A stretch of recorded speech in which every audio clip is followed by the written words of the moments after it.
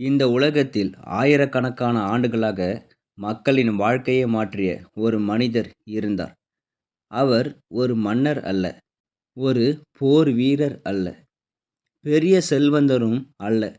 ஆனால் இன்று உலகம் முழுவதும் கோடிக்கணக்கான மக்கள் அவரது வார்த்தைகளை வாழ்க்கையின் வழிகாட்டியாக பின்பற்றுகிறார்கள்.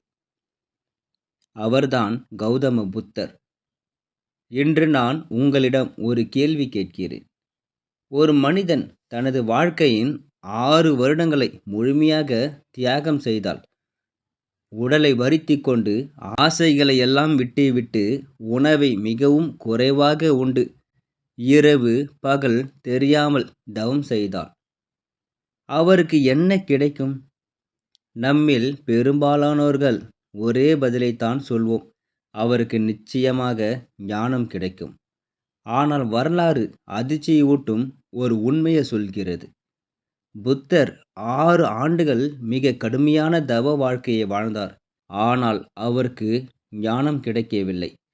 ஏன்? அவர் என்ன தவறு செய்தார்?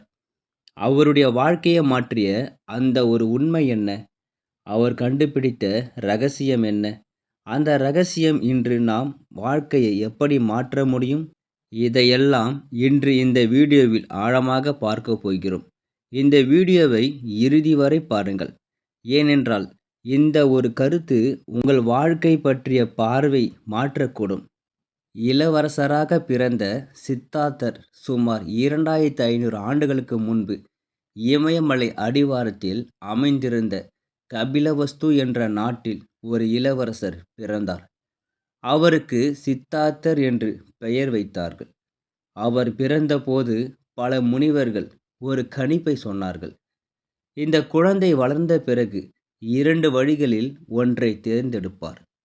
உலகையே ஆளும் பேரரசராக மாறலாம், அல்லது உலகையே வழிநடத்தும் மகா யானையாக மாறலாம். இந்த வார்த்தைகள் அவரது தந்தையான சுத்தோதன மன்னரை கவலையடைய செய்தன. அவர் நினைத்தார், என் மகன் மன்னனாக வேண்டும், அவன் துறவியாக மாறக்கூடாது. அதனால் அவர் சித்தார்த்தருக்கு எந்த குறையும் இல்லாத வாழ்க்கையை உருவாக்கினார். அரண்மனையில் மகிழ்ச்சி மட்டுமே இருக்க வேண்டும், துக்கம் இருக்கக்கூடாது, நோய் தெரியக்கூடாது, முதுமை தெரியக்கூடாது, மரணம் தெரியக்கூடாது. வாழ்க்கையின் கசப்பான உண்மைகள் எதுவும் அவரது கண்களில் படக்கூடாது.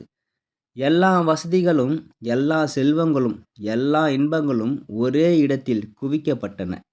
ஆனால் வெளியில் இருக்கும் உண்மையை எத்தனை நாள் மறைக்க முடியும்? வாழ்க்கையை மாற்றிய 4 காட்சிகள். ஒரு நாள் சித்தார்த்தர் அரண்மனை விட்டு வெளியே சென்றார். அப்பொழுது முதன்முறையாக ஒரு முதியோரை பார்த்தார். நடக்க முடியாமல் நடுங்கிக் கொண்டிருந்தார். சித்தார்த்தர் ஆச்சரியமாக கேட்டார், இவருக்கு என்ன ஆயிற்று? அவருடன் இருந்தவர் சொன்னார், இது முதுமை. பிறந்த அனைவருக்கும் இது வரும். சில நாட்களுக்கு பிறகு ஒரு நோயாளியை பார்த்தார். வலியால் துடித்து கொண்டிருந்தார். அதன் பிறகு ஒரு சடலத்தை பார்த்தார். மனித வாழ்க்கையின் முடிவை நேரில் கண்டார். இறுதியாக ஒரு அமைதியான துறவியை பார்த்தார். அவரது முகத்தில் பயமில்லை, பேராசை இல்லை, அமைதி மட்டுமே இருந்தது. இந்த 4 காட்சிகள் சித்தார்த்தரின் மனதை முழுவதுமாக மாற்றின. அவர் தன்னைத்தானே கேட்டுக்கொண்டார், எல்லோரும் முதுமை அடைகிறார்கள், எல்லோரும் நோய்படுகிறார்கள், எல்லோரும் இறக்கிறார்கள். அப்படியானால் வாழ்க்கையின் உண்மையான அர்த்தம் என்ன? இந்த கேள்வியை அவரை ஞான தேடலுக்கு அழைத்துச் சென்றது. 29 வயதில் ஒரு இரவு அவர் ஒரு முடிவு எடுத்தார். அரச பதவி வேண்டாம், செல்வம் வேண்டாம், புகழ் வேண்டாம், உண்மையை தேட வேண்டும். அவர் தனது மனைவி யசோதரையும் சிறிய மகன் ராகுலனையும் விட்டுவிட்டு அமைதியாக அரண்மனை விட்டு வெளியேறினார். அது ஓட்டம் அல்ல, அது மனித குலத்திற்காக மேற்கொண்ட ஒரு தேடல். ஒரு கேள்விக்கான தேடல். துன்பத்திலிருந்து மனிதன் எப்படி விடுபட முடியும்? அந்த கேள்விக்கு பதில் கிடைக்கும் வரை அவர் திரும்பி பார்க்கவில்லை. குருக்களை தேடிய சித்தார்த்தர் பல யானைகளை சந்தித்தார். தியானம் கற்றார், யோகா கற்றார், மனதை கட்டுப்படுத்தும் பல முறைகளை கற்றார். அவர் மிக வேகமாக எல்லாவற்றையும் கற்றுக்கொண்டார். அவரது குருமார்களே வியந்தனர். ஆனால் அவரது மனதில் ஒரு குரல் மட்டுமே ஒலித்தது, இது போதாது, இன்னும் ஏதோ இருக்கிறது. அந்த ஏதோ என்ன என்பதை தேட அவர் இன்னும் ஆழமான பாதையில் நடந்தார். அந்த பாதை அவரை 6 ஆண்டுகள் கடுமையான தவ வாழ்க்கைக்குள் அழைத்துச் சென்றது. ஆனால் அந்த பாதையின் முடிவில் அவருக்கு கிடைத்தது ஞானம் அல்ல, மிகப்பெரிய ஏமாற்றம். ஏன்? அந்த 6 ஆண்டுகளின் உண்மையில் என்ன நடந்தது? கபிலவஸ்து அரண்மனையை விட்டு வெளியேறிய சித்தார்த்தர் உண்மையை தேடும் ஒரு சாதாரண மனிதராக தனது பயணத்தை தொடங்கினார். அவருக்கு ஒரு கேள்வி மட்டுமே இருந்தது, மனிதன் ஏன் துன்பப்படுகிறான்? அந்த துன்பத்திலிருந்து முழுமையாக விடுபட முடியுமா? இந்த கேள்விக்கான பதிலை தேடி அவர் இந்தியாவின் பல பகுதிகளில் சுற்றித் திரிந்தார். அந்த காலத்தில் பல முனிவர்கள், யோகிகள், தவசிகள் இருந்தனர். அவர்களிடம் சென்று கற்றார். பலர் கூறினார்கள், உடலை வென்றால் மனதை வெல்லலாம், உடலின் ஆசைகளை அழித்தால் ஞானம் கிடைக்கும். இந்த வார்த்தைகள் சித்தார்த்தரின் மனதில் ஆழமாக பதிந்தன. அவர் நினைத்தார், உடல்தான் எல்லா ஆசைகளுக்கும் காரணம் என்றால், உடலை முழுவதுமாக அடக்கிவிட்டால் உண்மையை அடையலாம். அதிலிருந்து அவரது வாழ்க்கை முற்றிலும் மாறியது. தொடங்கியது கடுமையான தவ வாழ்க்கை. சித்தார்த்தர் காடுகளில் வாழ ஆரம்பித்தார். மழை பெய்தாலும், வெயில் கொளுத்தினாலும், குளிர் கடுமையாக இருந்தாலும் அவர் அசையவில்லை. மணிக்கணக்கில் தியானம் செய்தார். பல நாட்கள் பேசாமல் இருந்தார். மனதை வெல்ல வேண்டும் என்பதே அவரது ஒரே குறிக்கோள். ஆனால் அதுவும் அவருக்கு போதவில்லை. இன்னும் கடுமையாக தவம் செய்ய வேண்டும் என்று முடிவு செய்தார். உணவை மிகவும் குறைத்தார். வரலாற்று நூல்கள் கூறுவதன்படி அவர் உணவை மிகவும் குறைத்தார். சில நாட்களில் ஒரு சிறிய அளவு உணவு மட்டுமே எடுத்தார். சில நேரங்களில் ஒரு விதை அல்லது ஒரு சிறிய பழத்துண்டு மட்டுமே உண்டார் என்று கூறப்படுகிறது. அவரது உடல் நாளுக்கு நாள் மெலிந்தது. ஒரு காலத்தில் வலிமையாக இருந்த இளவரசர் இப்பொழுது எலும்பும் தோலும் மட்டுமே தெரியும் அளவுக்கு மெலிந்திருந்தார். வயிறு முதுகோடு ஒட்டியது போல இருந்தது. முகம் வாடிவிட்டது. கண்கள் உள்ளே சென்று விட்டன.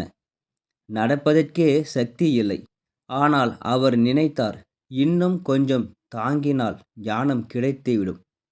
5 தவசிகள் அவரது கடுமையான தவத்தை பார்த்து 5 தவசிகள் அவர்களுடன் சேர்ந்தனர். அவர்கள் நினைத்தார்கள், இந்த மனிதர் நிச்சயமாக ஞானம் பெறுவார். அவர்கள் அவரை மிகவும் மதித்தனர். அவரது ஒவ்வொரு செயலும் அவர்களுக்கு ஒரு பாடமாக இருந்தது. ஆனால் சித்தார்த்தரின் உள்ளத்தில் மட்டும் ஒரு வெறுமை இருந்தது. 6 ஆண்டுகள் கடந்துவிட்டன. இன்னும் அவர் தேடிய பதில் கிடைக்கவில்லை. மிகப்பெரிய சந்தேகம். ஒரு நாள் தியானத்தில் இருந்தபோதே அவர் தன்னைத்தானே கேட்டார், நான் உண்மையிலேயே சரியான பாதையில்தான் நடக்கிறேனா? இந்த கேள்வி மிகவும் முக்கியமானது. ஏனென்றால் பலர் வாழ்க்கை முழுவதும் தவறான பாதையில் நடந்தாலும் ஒருபோதும் அந்த கேள்வியை கேட்பதில்லை. ஆனால் சித்தார்த்தர் கேட்டார். அதுதான் அவரை மற்றவர்களிடமிருந்து வேறுபடுத்தியது. உடலை அழிப்பதால் மனம் தெளிவாகுமா? அவர் தனது நிலையை கவனித்தார். உடல் மிகவும் பலவீனமாக இருந்தது. மூளை சரியாக செயல்படவில்லை. தியானத்தில் கவனம் செலுத்த முடியவில்லை. மனம் அமைதியாக இல்லை. அப்பொழுது அவர் ஒரு பெரிய உண்மையை உணர ஆரம்பித்தார். உடலை அழிப்பதால் மனம் தெளிவாகாது. மாறாக உடல் மிகவும் பலவீனமாக இருந்தால் மனமும் பலவீனமாகிவிடும். இது அவரது வாழ்க்கையின் மிகப்பெரிய திருப்பு முனையாக அமைந்தது. ஒரு சிறிய நினைவு. அந்த நேரத்தில் அவருக்கு சிறு வயதில் நடந்த ஒரு சம்பவம் நினைவுக்கு வந்தது. ஒரு முறை தனது தந்தையுடன் வயல்வெளிக்கு சென்றிருந்தார். ஒரு மரத்தின் கீழ் அமைதியாக அமர்ந்திருந்தார். அப்பொழுது எந்த கடுமையான தவமும் இல்லை, எந்த பட்டினியும் இல்லை. ஆனால் மனம் மிகவும் அமைதியாக இருந்தது.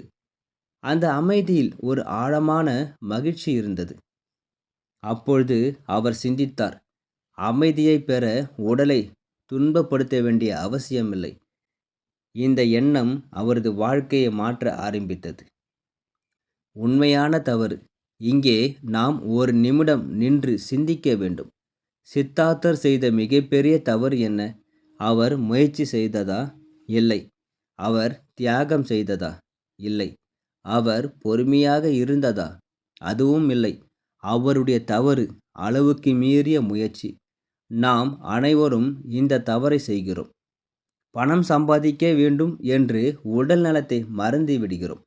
வெற்றி பெற வேண்டும் என்று குடும்பத்தை மறந்து விடுகிறோம். மற்றவர்களை மகிழ்விக்க வேண்டும் என்று நம்மையே மறந்து விடுகிறோம். இறுதியில் நாம் தேடிய வெற்றியும் கிடைக்காது, அமைதியும் கிடைக்காது.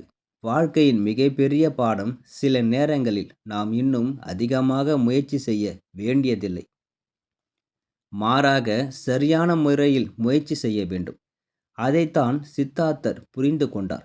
அவர் எடுத்த முடிவு உலக வரலாற்றையே மாற்றியது. இனி உடலை வதைக்க மாட்டேன், உண்மையை வேறு வழியில் தேடுவேன். இந்த முடிவை எடுத்தவுடன் அவருடன் இருந்த 5 தவசிகளும் அவரை விட்டு சென்றனர். இவர் தவத்தை விட்டுவிட்டார் என்று நினைத்து அவர்கள் ஏமாற்றமடைந்தனர். ஆனால் அவர்கள் அறியாத ஒன்று இருந்தது. சித்தார்த்தர் தவத்தை விடவில்லை, தவறான பாதையை மட்டும் விட்டார். அடுத்து என்ன நடந்தது? சுஜாதா யார்? அவர் கொடுத்த ஒரு கிண்ணம் பால் பாயாசம் எப்படி உலக வரலாற்றை மாற்றியது? அதன் பிறகு போதி மரத்தின் கீழ் என்ன நடந்தது? இதை பற்றி நாம் இன்னும் முழுமையாக பார்க்கலாம். சுஜாதாவின் ஒரு கிண்ணம் பால் பாயாசம் உலக வரலாற்றை மாற்றிய தருணம். 6 ஆண்டுகள் கடுமையான தவம், 6 ஆண்டுகள் பசி, 6 ஆண்டுகள் துன்பம், 6 ஆண்டுகள் தேடல். ஆனால் ஒரு கேள்விக்கு கூட பதில் கிடைக்கவில்லை. சித்தார்த்தர் ஒரு பெரிய உண்மையை உணர்ந்தார். உடலை வதைத்தால் ஞானம் கிடைக்காது. இந்த உண்மையை உணர்ந்த அந்த நொடிதான் அவரது வாழ்க்கையின் மிகப்பெரிய திருப்பு முனை. மரணத்தின் விளிம்பில் நின்ற மனிதர். சித்தார்த்தரின் உடலில் சக்தி இல்லை. ஒரு நாள் ஆற்றில் குளிக்கச் சென்ற போது நீரோட்டத்தையே எதிர்க்க முடியாமல் தடுமாறியதாக பாரம்பரிய கதைகள் கூறுகின்றன. அப்பொழுது அவர் ஒரு விஷயத்தை உணர்ந்தார். இந்த உடலே இல்லாமல் போனால் நான் தேடும் உண்மையை யார் தேடுவார்கள்? இது மிகவும் ஆழமான சிந்தனை. ஒரு விவசாயி விதையை விதைப்பதற்கு முன் நிலத்தில் பாதுகாப்பார். ஒரு தச்சன் தனது கருவிகளை பாதுகாப்பார்.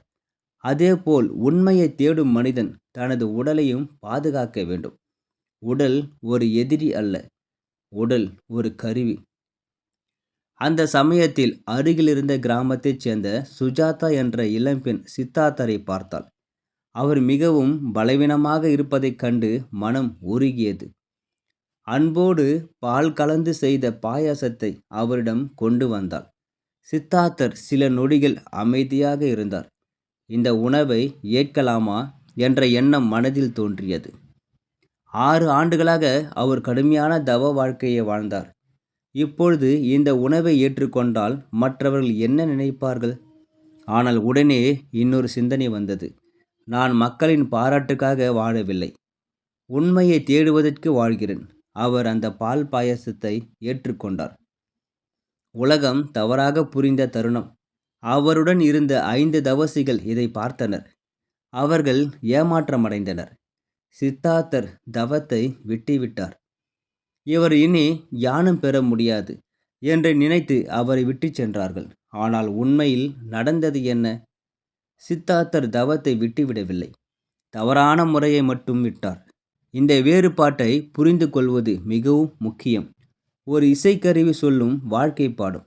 சில புத்த மத மரபுகளில் கூறப்படும் ஒரு அழகான உவமை உண்டு. ஒரு வீணையின் நரம்பை மிகவும் இறுக்கமாக கட்டினால் அது அறுந்துவிடும். மிகவும் தளர்த்தினால் இசை வராது. சரியான அளவில் இருந்தால்தான் இனிமையான இசை பிறக்கும். சித்தார்த்தர் இதையே வாழ்க்கையிலும் உணர்ந்தார். அதிக இன்பம் தவறு, அதிக துன்பம் அதுவும் தவறு. இரண்டிற்கும் நடுவே இருக்கும் சமநிலையே சரியான பாதை. இதைத்தான் பின்னர் உலகம் நடுநிலைப்பாதை என்று அறிந்தது. நமக்கு பொருந்தும் பாடம். இன்று நாமும் இதே தவறை செய்கிறோமா? பலர் காலை முதல் இரவு வரை உழைக்கிறார்கள், பணம் சேர்க்கிறார்கள். ஆனால் உடல் நலத்தை இழக்கிறார்கள். சிலர் உடல் பயிற்சியில் அளவுக்கு மீறி ஈடுபட்டு உடலை காயப்படுத்தி கொள்கிறார்கள். சிலர் வேலை, சிலர் தொழில், சிலர் புகழ். ஒவ்வொருவரும் ஒரு விஷயத்திற்காக வாழ்க்கையின் சமநிலையை இழக்கிறார்கள். பிறகு அவர்கள் கேட்கிறார்கள், ஏன் எனக்கு மன அமைதி இல்லை? அதற்கான பதிலை புத்தர் ஏற்கனவே கண்டுபிடித்து விட்டார். அளவுக்கு மீறிய எதுவும் அமைதியை தராது. பால் பாயாசத்தை உண்ட பிறகு சித்தார்த்தரின் உடலுக்கு மீண்டும் சக்தி திரும்பியது. ஆனால் அதைவிட முக்கியமானது, அவரது மனம் தெளிவடைந்தது. இப்பொழுது அவர் ஒரு புதிய முடிவை எடுத்தார். நான் இனி உண்மையை அமைதியான மனதுடன் தேடுவேன். அவர் ஒரு பெரிய அரச மரத்தை நோக்கி நடந்தார். அந்த மரம்தான் இன்று உலகம் போதி மரம் என்று போற்றும் மரம். அந்த மரத்தின் கீழ் அமர்ந்த அவர் தனது வாழ்க்கையின் மிகப்பெரிய உறுதியை எடுத்தார். உண்மையை அறியாமல் இந்த இடத்தை விட்டு நான் எழமாட்டேன். இந்த ஒரு உறுதிதான் மனித வரலாற்றை மாற்றியது. அந்த இரவில் என்ன நடந்தது? எப்படி சித்தார்த்தர் புத்தர் ஆனார்? அவர் உணர்ந்த உண்மை என்ன? அது இன்று நம் வாழ்க்கைக்கு என்ன சொல்கிறது? போதி மரத்தின் கீழ் நடந்த மகத்தான மாற்றம். சுஜாதா கொடுத்த பால் பாயாசத்தை உண்ட பிறகு சித்தார்த்தரின் உடலில் மீண்டும் சக்தி திரும்பியது. ஆனால் உண்மையில் மாறியது அவரது உடல் அல்ல, அவரது சிந்தனை. 6 ஆண்டுகளாக அவர் வெளியில் தேடினார். இப்பொழுது முதல் முறையாக அவர் முழுமையாக தனது மனதிற்குள் பயணம் செய்ய போகிறார். அவர் அமைதியாக ஒரு பெரிய அரச மரத்தின் கீழ் அமர்ந்தார்.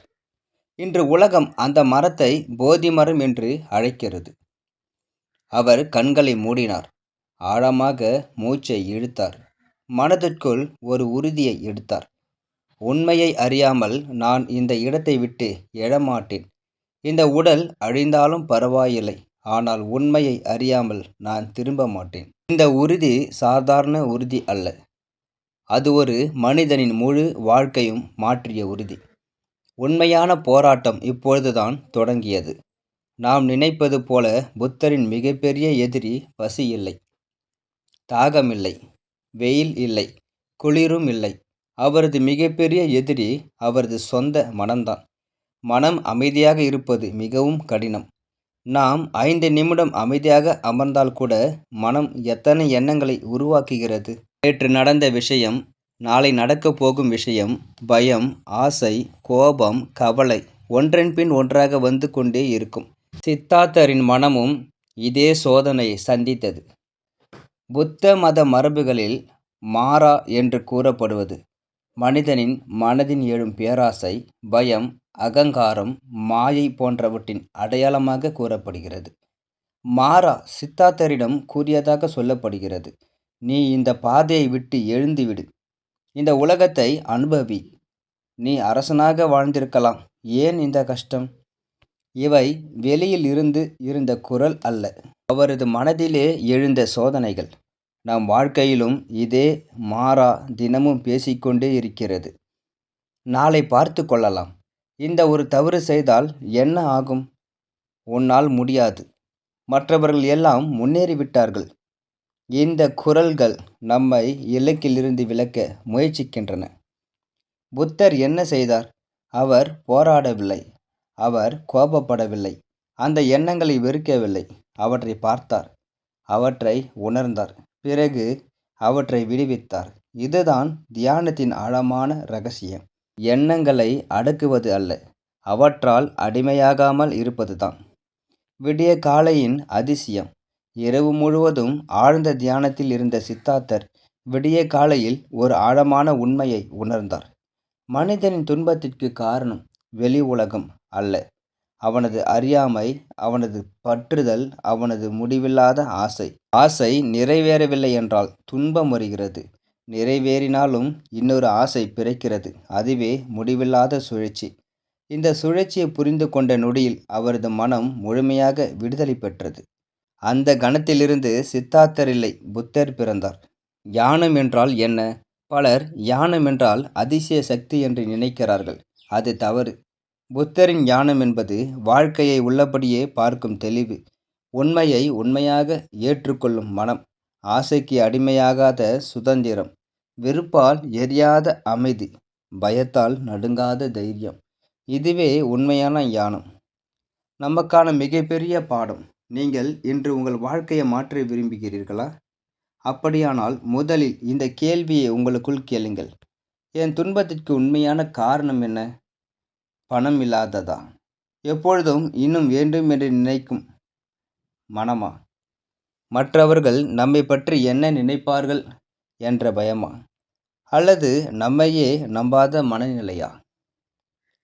இந்த கேள்விக்கான பதிலை வெளியில் தேடாதீர்கள். அமைதியாக உங்களுக்குள் தேடுங்கள். அப்படி செய்தால்தான் மாற்றம் தொடங்கும். 6 ஆண்டுகள் கடுமையான தவம் புத்தருக்கு ஞானத்தை தரவில்லை. அந்த 6 ஆண்டுகள் ஒரு மிகப்பெரிய பாடத்தை கற்றுத்தந்தன.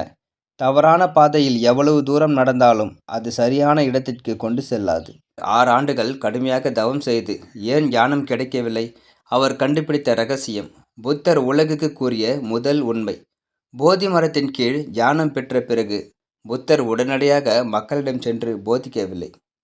அவர் அமைதியாக பல நாட்கள் அந்த அனுபவத்தை ஆழமாக சிந்தித்தார். நான் உணர்ந்த இந்த உண்மையை உலக மக்கள் புரிந்து கொள்வார்களா என்று யோசித்தார். ஏனென்றால் அவர் உணர்ந்த உண்மை மிகவும் ஆழமானது. அதை வார்த்தைகளால் மட்டும் விளக்க முடியாது. ஆனால் பிறகு அவர் ஒரு முடிவுக்கு வந்தார். இந்த உலகத்தில் உண்மையை தேடும் மனம் கொண்டவர்கள் இருக்கிறார்கள். அவர்களுக்காக இந்த உண்மையை நான் பகிர வேண்டும். அந்த முடிவுதான் புத்த மதத்தின் தொடக்கமாக அமைந்தது. முதலில் யாரை சந்தித்தார்? உடனே புத்தருக்கு ஒரு நினைவு வந்தது. 5 தவசிகளின் எண்ணம். தொலைவில் புத்தர் வருவதை பார்த்ததும் அவர்கள் பேசிக்கொண்டார்கள். அவர் வருகிறார், யாரும் எழுந்து நிற்க வேண்டாம், யாரும் மரியாதை செய்ய வேண்டாம். இவர் தன் தவத்தை விட்டுவிட்டார் என்று முடிவு செய்தார்கள். ஆனால் புத்தர் அருகில் வந்தபோது அவர்கள் அதிர்ச்சி அடைந்தார்கள். அவரது முகத்தில் ஒரு வித்தியாசமான ஒளி இருந்தது. அது உடலின் ஒளி அல்ல, மன அமைதியின் ஒளி. அவரது கண்களில் கோபமில்லை, வருத்தமில்லை, அகங்காரமில்லை, இது மட்டுமே இருந்தது. அவர்களை அறியாமலேயே அவர்கள் எழுந்து நின்றார்கள். மரியாதையுடன் அவரை வரவேற்றார்கள். புத்தர் முதல் வார்த்தைகள். புத்தர் அமைதியாக அமர்ந்தார். நண்பர்களே, நான் தேடிய உண்மையை கண்டுபிடித்து விட்டேன். நான் அனுபவித்த பாதையை உங்களுக்கும் சொல்ல விரும்புகிறேன். இவர்கள் அனைவரும் அமைதியாக கேட்டார்கள். முதல் உயரிய உண்மை. புத்தர் கூறினார், வாழ்க்கையில் துன்பம் இருக்கிறது. இதை கேட்டவுடன் சிலர் கேட்கலாம், வாழ்க்கையில் மகிழ்ச்சியும் இருக்கிறதே. ஆம், இருக்கிறது. ஆனால் மகிழ்ச்சி நிரந்தரமல்ல. அதனால்தான் புத்தர் துன்பம் என்ற வார்த்தையை பயன்படுத்தினார். நான் விரும்பியவர்கள் நம்மை விட்டு பிரியலாம். உடல் ஒரு நாள் முதுமை அடையும், நோய் வரும், இறப்பு வரும். இவை அனைத்தும் வாழ்க்கையின் ஒரு பகுதி. உண்மையை மறுப்பதால் துன்பம் குறையாது. உண்மையை ஏற்றுக்கொண்டால்தான் மனம் அமைதியாகும். 2வது உயரிய உண்மை. பிறகு புத்தர் கூறினார், துன்பத்திற்கு காரணம் இருக்கிறது. அது யார்? அண்டை வீட்டுக்காரரா? அதிர்ஷ்டமா? கடவுளா? இல்லை, துன்பத்தின் மிகப்பெரிய காரணம். ஒரு மொபைல் இருந்தால் இன்னும் விலை உயர்ந்த மொபைல் வேண்டும். ஒரு வீடு இருந்தால் இன்னும் பெரிய வீடு வேண்டும். ஒரு வெற்றி கிடைத்தால் அதைவிட பெரிய வெற்றி வேண்டும். ஆசை தவறில்லை. ஆனால் ஆசைக்கு அடிமையாகிவிட்டால் மன அமைதி மறைந்து விடுகிறது. துன்பத்திலிருந்து விடுபடும் பாதையை புத்தர் எப்படி கண்டுபிடித்தார்? முந்தைய பகுதியில் புத்தர் உலகுக்கு கூறிய முதல் 2 உயரிய உண்மைகளை பார்த்தோம். முதல் உண்மை, வாழ்க்கையின் துன்பம் இருக்கிறது. 2வது உண்மை, அந்த துன்பத்திற்கு ஒரு காரணம் இருக்கிறது. இப்பொழுது மிக முக்கியமான பகுதிக்குள் நாம் நுழைகிறோம். புத்தர் வெறும் பிரச்சனையில் மட்டுமே சொல்லவில்லை, அதற்கான தீர்வையும் கூறினார். அதுதான் அவரை ஒரு மகா ஞானியாக உலகம் மதிக்க காரணம்.